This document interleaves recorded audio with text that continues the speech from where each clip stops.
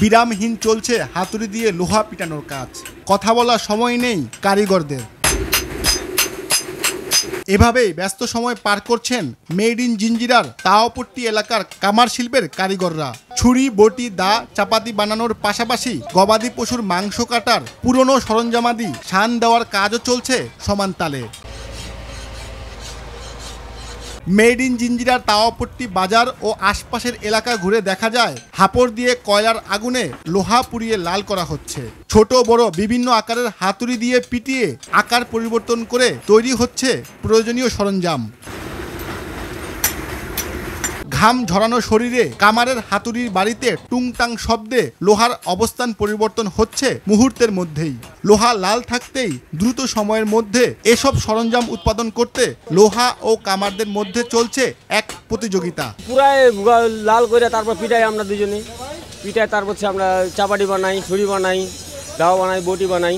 পাত্তি আছে, কাঁচা লোহা আছে, পাকা লোহা আছে, অনেক সিস্টেমের লোহা আছে। কাস্টমার লোহা নিয়ে আসলে আমরা আবার বানাই দিই।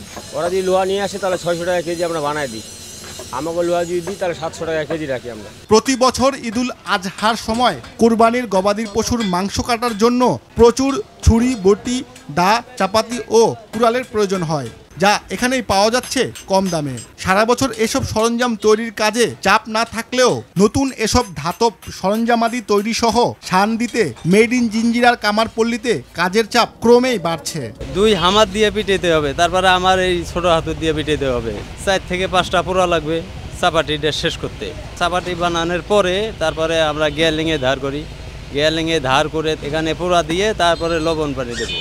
কামারিদের অক্লান্ত পরিশ্রমে কয়েকটি ধাপে কয়লায় লোহা পুড়িয়ে তৈরি হয় এসব সরঞ্জাম। দামে কম, মানে ভালো লোহার তৈরি এসব সরঞ্জাম সরবরাহ হয় দেশের বিভিন্ন জেলায়। পাইকারি চলতেছে বেচা কিনি, কিন্তু খুচরা এখনো আরম্ভ হয় নাই। বিভিন্ন জায়গার থেকে বানাইতেছি, সংগ্রহ করতেছি। কোরবানির জন্য মনে করেন যে আপনার চাপাটি লাগে, বুকদা লাগে, ছিলা ছুরি লাগে, জবাই লাগে। আমাদের কেরানীগঞ্জের দাম একটু কম, কারণ এখানে বেশিরভাগ মালগুনা তৈরি হয়, কম্পিটিশন বেশি এখানে। তবে আধুনিকতার ছোঁয়ায় বিদেশি পণ্যের কারণে কামারদের তৈরি দেশীয় এইসব পণ্যের চাহিদা দিনকে দিন কমছে। ফলে প্রতিযোগিতার এই বাজারে কামার সম্প্রদায় আর্থিকভাবে পিছিয়ে পড়ছে বলে জানান তারা। কামারগঞ্জ যেরকম একটা বাজার ছিল এখন ওদের নাই।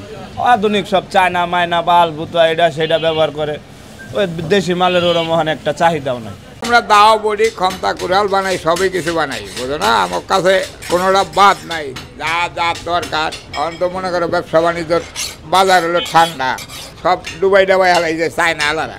চায়নার যে ইনপুট আছে, চায়নার ইনপুটই মনে করেন কামারগো ধরা খাওয়াইতেছে। যেমন চায়নার যে মিশিং বাট্টা বাইরে সব কামারগো ধরা খাওয়াইতেছে। চাহিদা কমে গেছে, বাইরের দিকে মাল আনে, আমার চাহিদা নাই। চায়না থেকে অরিজিনাল সার্ভিং মেশিনে তৈরি হয়ে বাংলাদেশে আসে, তাহলে আমরা নিব। এখানকার কারিগরদের প্রত্যাশা সরকারি পৃষ্ঠপোষকতা পেলে এ শিল্প আবারও ঘুরে দাঁড়াবে। শেখ ফরিদ, ভোরের কাগজ, ঢাকা।